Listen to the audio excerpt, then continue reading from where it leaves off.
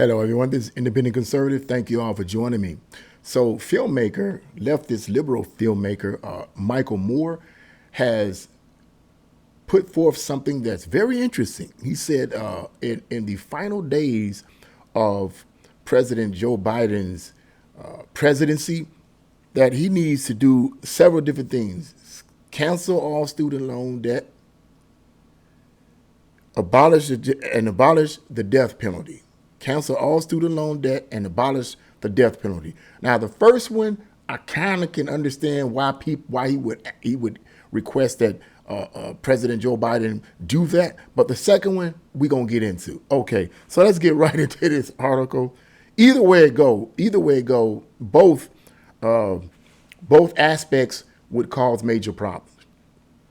Filmmaker Michael Moore is urging President Joe Biden to use his final months in the White House to forcefully push through a far-left agenda, according to this article, that includes shifting all student loan debt to American taxpayers, because that's where it's going to go, ending the federal death penalty, and halting all military aid to Israel. That's the one I forgot to mention. Halting all military aid to Israel. I don't know how that's going to really make, but let's listen to what he has to say. Michael Moore enumerated the items on his bucket list for Joe in a blog post on Saturday. It represents a change of heart for Moore, who recently urged Biden to resign the presidency in order to make Kamala Harris commander-in-chief prior to the election in November. Quote, "Some people are now calling you a lame duck president, but then it occurred to me today, you're not done. You've still got 100 days left in office," Moore wrote, adding that Biden should use executive orders to ram through the, quote, bucket list. With a simple stroke or two of your presidential pen, you can make life better for millions of people in ways you never would have dreamed possible. You will leave the White House a hero. High on Moore's list is the cancellation of all student debt. Okay. Now's the time to go whole hog and just wipe away all, emphasis added here, student debt, he wrote, later adding, "These young Americans will not only be sure to set new record numbers for Harris at the polls, they will fire up millions of bongs in your honor." Yeah, they will. Biden has previously attempted to woo young voters disenchanted with his administration by announcing plans for $430 billion in student loan debt forgiveness, a political euphemism for transferring that enormous debt to taxpayers. Last year, the Supreme Court struck down Biden's plan as unconstitutional because the president doesn't have the power to cancel that debt unilaterally. Moore also pressed Biden to abolish the federal death penalty. He says, "It was your campaign promise to end this barbarism." I'll talk about that. "Commute their sentences to life without parole and let them live with what they've done," he wrote. And then he talks about halt all weapons shipments when it comes to Israel. Halt all weapons shipments. Halt all military aid, he wrote. Demand the ceasefire. Okay. He says, free Gaza. He says, free the hostages in Gaza, free the political prisoners in Israel, and stop this slaughter. Yeah. And then he ends this. I'm gonna say what he says here. These are his exact words. He says, "This country is female," he wrote in a blog post in July. It's way back in July. In the article there, yeah. Let me just deal first with the cancellation of student debt. Now, that aspect, I can kind of see a lot of people jumping on board with that, okay? Whether you're on the left, whether you're on the right, I can see a lot of people jumping on board with that because of the high cost of living and a lot of these these student, let's be realistic, a lot of these student loans are very, very high. And be realistic, a lot of the education is not all that great. It sucks, according to a lot of people. So you amount all this money, you get out, you graduate, and the jobs that you're looking for are not there. So you got to settle for a job that's paying you little or no money for the actual degree that you went to go get, and now you have all this debt on you. So something like that, I could see a lot of the young people, grabbing hold of and say, well, you know what, man, look, I hope and pray that President Joe Biden does that. you know, although it was canceled as unconstitutional, you couldn't do that unilaterally. They would jump. I could understand students jumping all over this student loan debt cancellation. I know someone right now who actually professed in church the other Sunday that she received a letter from Kamala Harris and Joe Biden presidency. He says from President Joe Biden and Vice President Kamala Harris, we have canceled your debt. Her debt was like $80,000 or something like that. I don't know what kind of school she was going to that got an $80,000 debt, but I could see why that was canceled. You needed that to be canceled, okay? Yeah, and she looked at that as a blessing. So on the spiritual side, I can understand that. You know, that's God working on her behalf. God will use the screw ups and the mess ups of the politicians, and he will use that to bless his children. So on the spiritual side, I can understand that. Hey, I have a student loan debt that I want to be canceled. It ain't nowhere near the amount that this person was saying in my church, testifying about in my church the other week. But I still wanted to get canceled. I can't afford to pay it. You know what I mean? I just don't have the money. The job that I'm doing, I just don't have the money. Okay. However, when you look at it politically, it talks about how see, people got to understand. You just can't cancel something like that. This is what liberals don't say. Either they don't say it or they just don't know it. Okay. People like Michael Moore, they either say it or they just don't know it. You can't just, let me write a pen and cancel all the debt. It doesn't work like that. Okay. That money is just taken and transferred to something else. That's all it is. It's transferred to something else. And that something else is the taxpayers. Now, they could be the government taking more money out of your taxes to pay this money out, or inflation, or any number of different things. But either way it's go, the taxpayers are going to have to pay for it. Now, students are not thinking about that. The students that are in school, they're not thinking about, oh, man, that's in the future. I ain't worried about that. Woo, woo, woo, woo, woo. But let's just say, for instance, they cancel all their debt. Okay, you like, oh, thank you, that debt is canceled. But now you go to work and the cost of living is like sky high.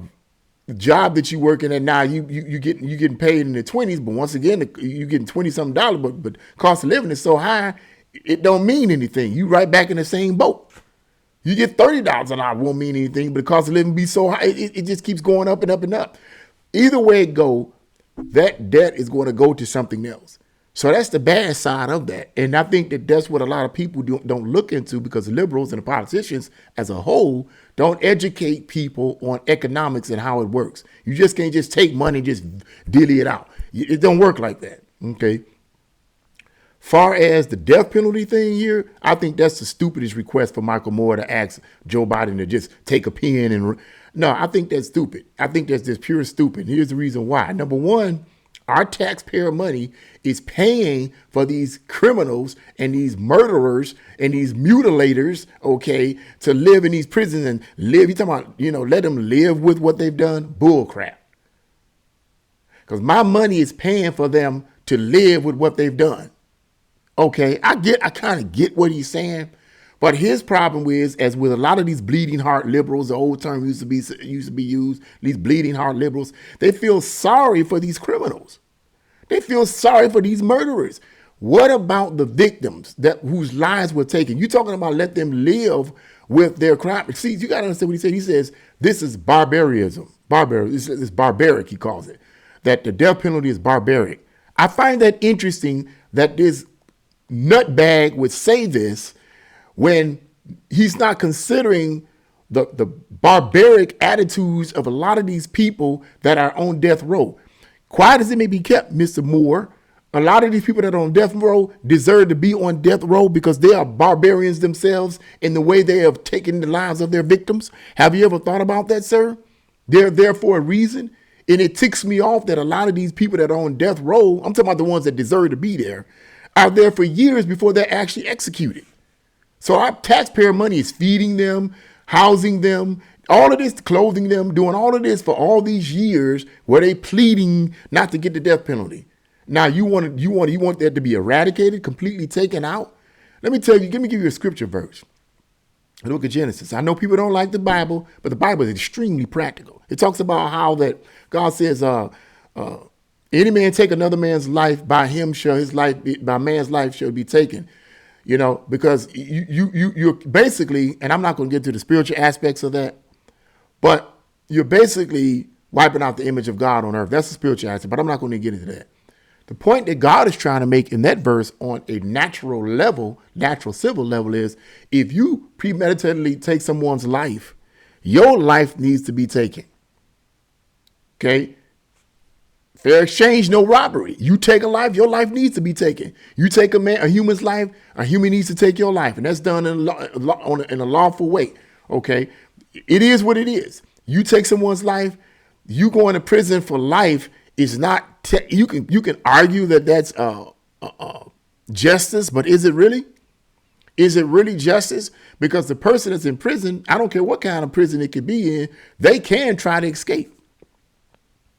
Some liberal lawyer, whatever, liberal judge, whatever, can give them, when they say life in prison, a lot of times it don't even be life. A lot of times when people do like 30, 40 years and that's considered life and they let them out. That's not really life though. Okay. So there's so many different loopholes about this life thing. Okay.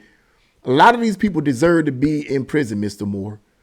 And to project that on taxpayers, because that's who's going to have to pay for these murderers and whatever else is on the death row. That's who's going to pay for all of this. To say to ask Biden to cancel that completely is ludicrous. Okay, it's ludicrous, bro.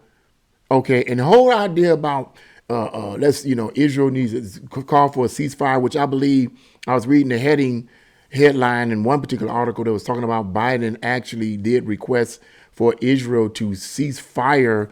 I forget which one of these particular extremist radical Islamic groups that he was asking Israel to cease fire from. I can't remember. But whether or not Israel did it or not, I don't know. But supposedly, according to the headline of this particular article, Biden did request for that to happen.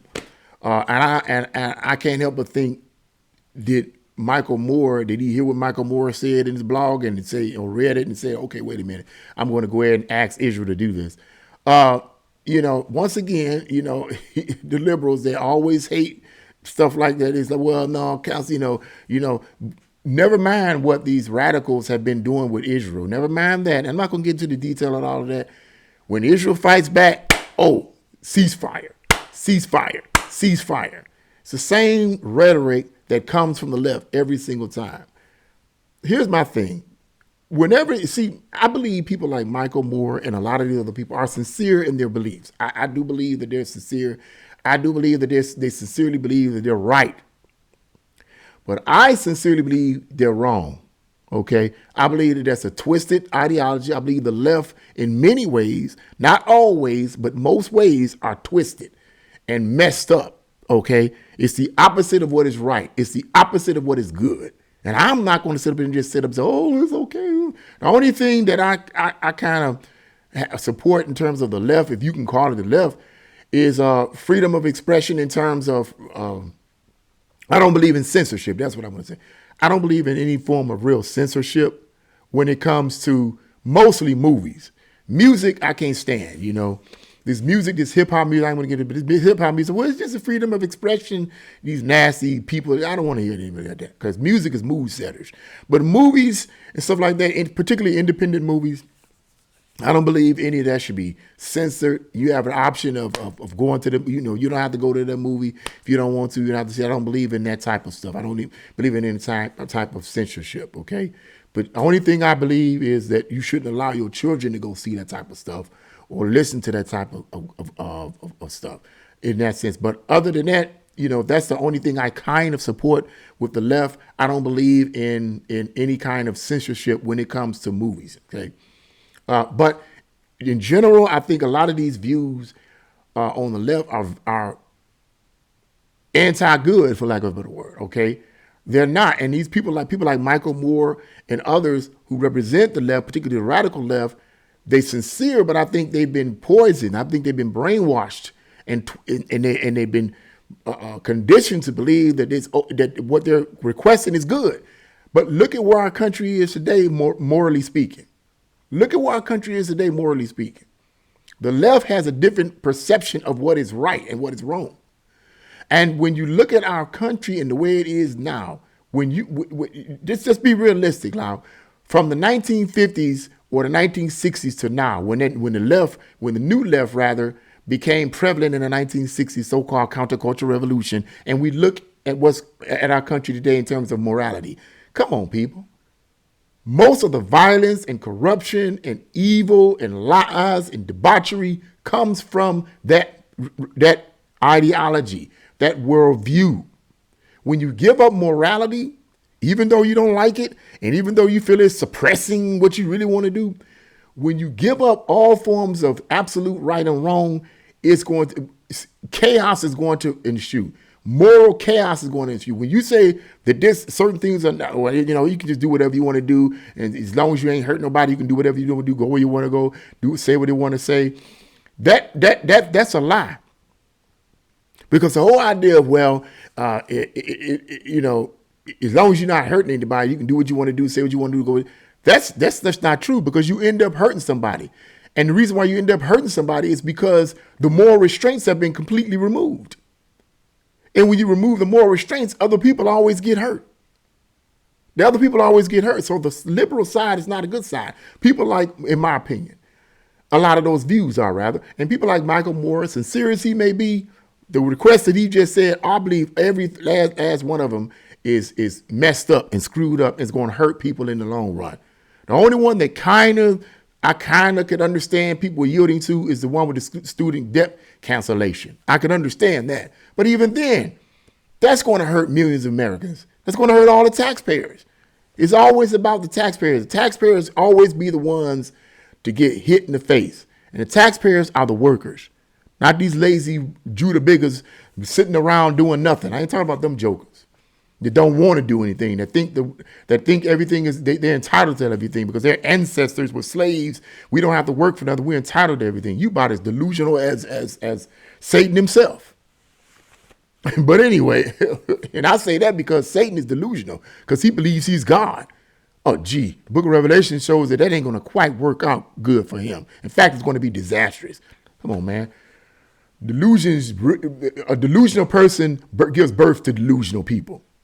A delusional being gives birth to delusional people and delusional ideologies. It is what it is. But yeah, whatever. Michael Moore's request here, I think, is typical of people on the left, particularly the far left. They ain't going to work, bro. In the long run, it's not going to work. But that's what I had to say about that. What do you guys think? Leave your comments in the comment section below. Like, share, and subscribe to my channel. God bless you all. See you again.